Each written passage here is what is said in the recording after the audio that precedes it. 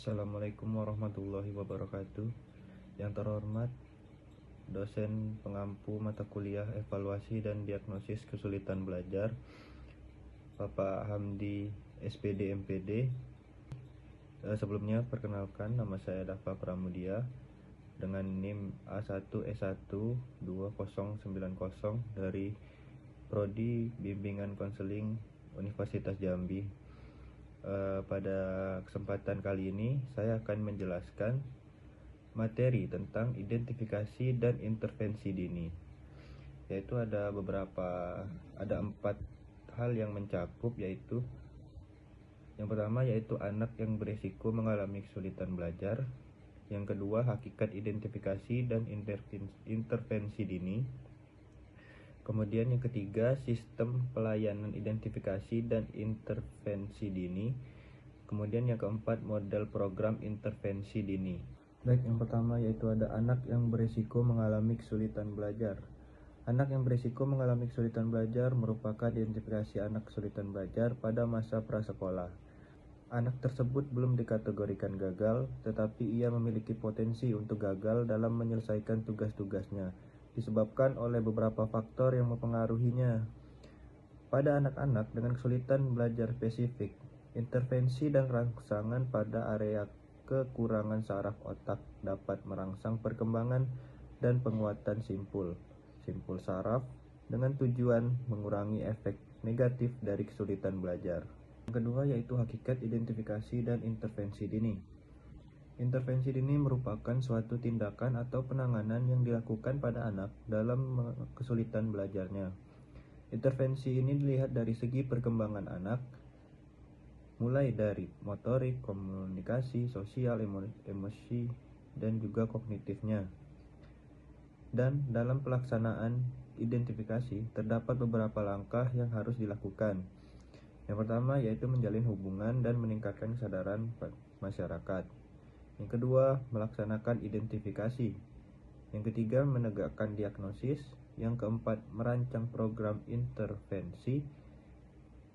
Selanjutnya melaksanakan intervensi, dan yang terakhir yaitu mengevaluasi program intervensi. Adapun 6 langkah yang dapat dilakukan dalam melakukan identifikasi dan intervensi dini pada anak yang mengalami kesulitan belajar, diantaranya yaitu yang pertama menjalin hubungan dan meningkatkan kesadaran masyarakat. Yang kedua yaitu melakukan identifikasi. Yang ketiga menegakkan diagnosis. Yang keempat merancang program intervensi. Yang kelima melaksanakan intervensi. Dan yang terakhir yaitu mengevaluasi program. Masuki materi selanjutnya yaitu sistem pelayanan identifikasi dan intervensi dini. Intervensi dini adalah layanan tambahan atau modifikasi yang diberikan kepada anak yang berisiko untuk mendukung perkembangan mereka secara optimal. Intervensi dini sangat penting untuk dilakukan karena dapat mengurangi dampak negatif atas perilaku mereka. Intervensi dini penting untuk mendeteksi anak yang berisiko mengalami kesulitan belajar. Perintah guru dan orang tua perlu berperan aktif untuk meningkatkan aksesibilitas dan kualitas layanan intervensi dini. Alternatif pelayanan dan penempatan anak usia prasekolah berbeda dari untuk anak usia sekolah. Ada 4 pilihan sistem, yaitu pelayanan di rumah. Yang kedua, pelayanan terintegrasi dengan TK. Yang ketiga, pelayanan di pusat identifikasi dan intervensi dini. Dan yang keempat yaitu pelayanan gabungan. Materi selanjutnya yaitu mengenai model program intervensi dini. Program intervensi dini untuk anak-anak prasekolah yang berisiko mengalami kesulitan belajar memerlukan pendekatan komprehensif yang memberikan stimulasi dan latihan dalam berbagai aspek perkembangannya. Program ini melibatkan berbagai komponen yang mencakup bidang belajar yang bersifat perkembangan atau pra-akademik. Berikut adalah beberapa kegiatan intervensi dini yang dapat dilakukan.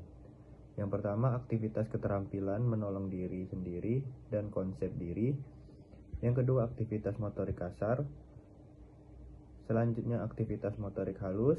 Kemudian aktivitas komunikasi, aktivitas visual,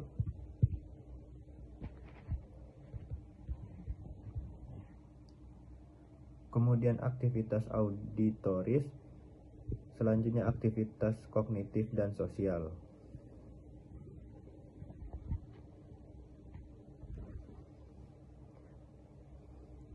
Adapun kesimpulan dari materi tadi, bahwa anak yang berisiko mengalami kesulitan belajar adalah anak yang mengalami kesulitan belajar selama masa prasekolah.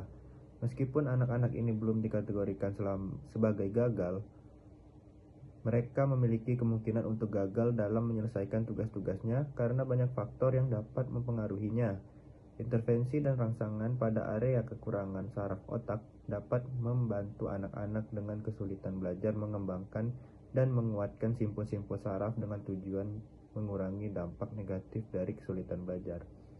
Sekian dari saya, mohon maaf bila ada kesalahan atau kekurangan dari video ini. Mohon maaf. Wassalamualaikum warahmatullahi wabarakatuh.